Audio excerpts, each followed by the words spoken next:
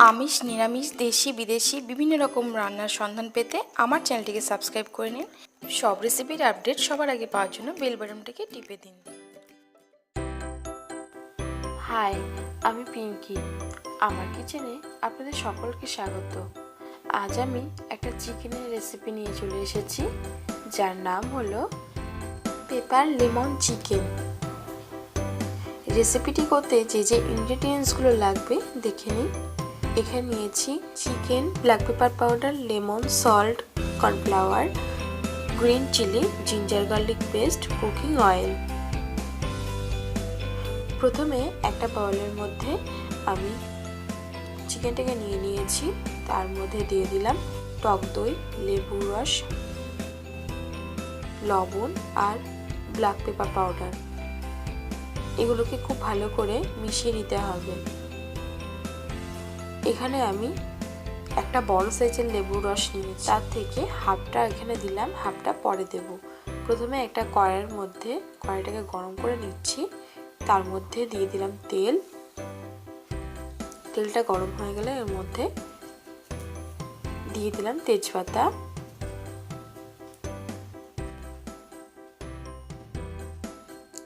এরপর এর মধ্যে দিয়ে দেব আদা বাটা আর রসুন বাটা। 1 চামচের একটু বেশি দিতে হবে। এরপর দিয়ে দিলাম সামান্য একটু হলুদ। হলুদটা দেওয়ার কারণ হলো, দেখুন মশলাটা দেওয়ার পরে তেল ছুটছে। এই সময় যদি হলুদ দেওয়া যায় তাহলে তেল ছোটাটা বন্ধ হয়ে যাবে। এটা আগেও দেওয়া যায়। তেলের ওপরে হলুদ দিয়ে তারপরে আদা রসুনটা দেওয়া যায়। আদা রসুনের কাঁচা গন্ধটা চলে যাওয়ার পর এর মধ্যে দিয়ে দিলাম চিকেন করা, ম্যারিনেট করা চিকেনটা।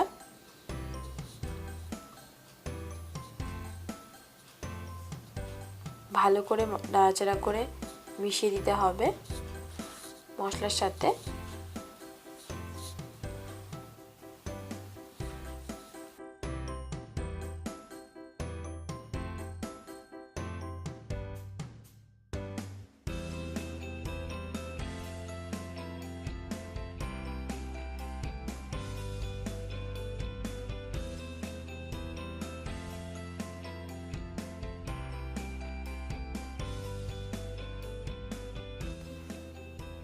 দেখুন মশলা থেকে জলটা কিন্তু অনেকটাই শুকিয়ে গেছে। এই কারণে এই সময় আমি যে বাটির মধ্যে ম্যারিনেট করেছিলাম তার মধ্যে সামান্য জল দিয়ে মশলাটাকে মিশিয়ে দিয়ে এর মধ্যে দিয়ে দিলাম, যাতে তলায় লেগে না যায় আর রান্নাটাও ঠিকঠাকভাবে করা যায়। এরপর দিয়ে দিলাম আবার ব্ল্যাক পেপার পাউডার। এখানে কিন্তু অন্য কোনো লঙ্কা বাটা বা কোনো লঙ্কার কিছু ব্যবহার করা হবে না, শুধুমাত্র আমি এখানে গোটা লঙ্কা দিয়েছি। এটা অপশনাল, আমার পছন্দ তাই আমি এটা দিয়েছি। আপনাদের যদি পছন্দ না হয় আপনারা নাও দিতে পারেন। এবার আমি এগুলোকে ভালো করে মিশিয়ে দেব।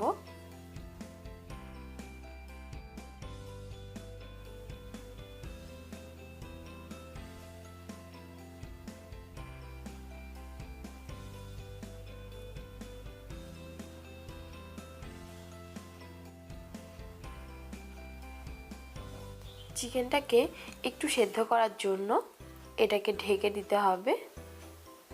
ঢেকে দিয়ে দেখুন ঢাকনাটা খুলে নিয়েছি। এখন দেখে নেব চিকেনটা ঠিকঠাক মতো সেদ্ধ হয়েছে কিনা।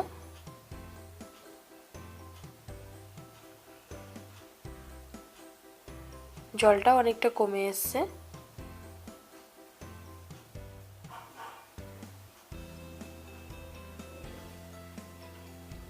হ্যাঁ, চিকেনটা অনেকটাই সেদ্ধ হয়ে গেছে।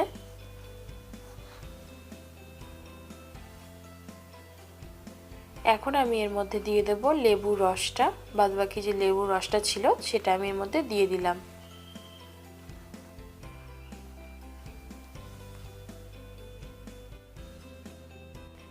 এরপর আমি এর মধ্যে দিয়ে দেব কর্নফ্লাওয়ার।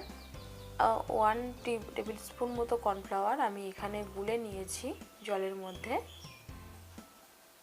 এবার আমি এটাকে দিয়ে দেব। এটা দিলে এর গ্রেভিটা অনেকটাই গাঢ় হবে, সে কারণে এটা দিলাম।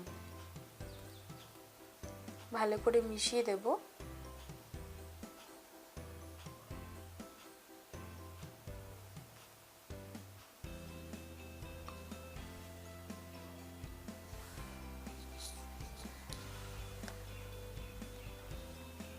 দেখুন গ্রেভিটা অনেকটাই কম।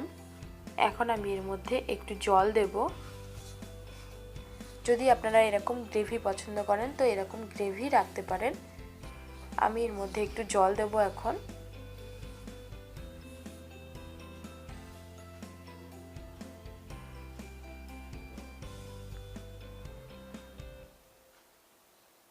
ভালো করে মিশিয়ে দিচ্ছি।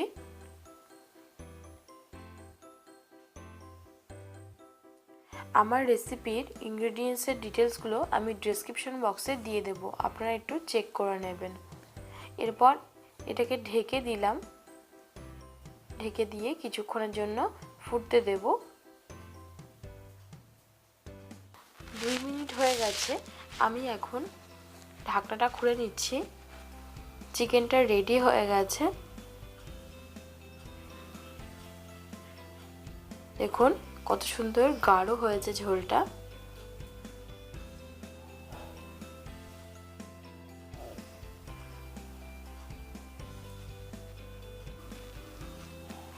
এখন আমি এটাকে নামিয়ে নেব। আর গরম গরম এটা আপনারা বাটার নান, রুমালি রুটি, এমনি প্লেন রুটি, পরোটা, লুচি বা রাইস, যার সঙ্গে ইচ্ছা তার সঙ্গেই খেতে পারেন। খুবই ভালো লাগে খেতে। সিম্পল এই রেসিপিটা খুব ঝটপটই বাড়িতে বানানো যায়। এমনি চিকেন কষার থেকেও এটা তাড়াতাড়ি হয়ে যায়। ভালো লাগলে লাইক করবেন, শেয়ার করবেন, প্রচুর প্রচুর প্রচুর শেয়ার করবেন আর আমাকে কমেন্ট করে জানাবেন কেমন হয়েছে। রেসিপিটা সম্বন্ধে কোনো যদি কিছু জানার থাকে তাহলে অবশ্যই আমাকে কমেন্টস বক্সে জানাবেন, আমি তার ঠিকঠাক অ্যান্সারটা দিয়ে দেব। যারা আমার চ্যানেলে নতুন ভিউয়ার্স তাদেরকে বলছি কিভাবে আমার চ্যানেলটিকে সাবস্ক্রাইব করতে হবে সেটা তো আমি আগেই দেখিয়ে দিয়েছি। তাই আর দেরি না করে এখনই আমার চ্যানেলটিকে সাবস্ক্রাইব করে নেবেন আর সাথে সাথে বেল বাটনটিকেও প্রেস করে দেবেন। তাহলে আমার চ্যানেল যে কোনো রেসিপি আপলোড করার সাথে সাথে আপনাদের কাছে নোটিফিকেশান পৌঁছে যাবে আর আপনারা সাথে সাথে দেখেও নিতে পারবেন। ভালো খান, সুস্থ থাকুন। আজকের মতো এখানেই বিদায় নিচ্ছি। পরের পর্বে নতুন একটা রেসিপি নিয়ে চলে আসবো। বাই।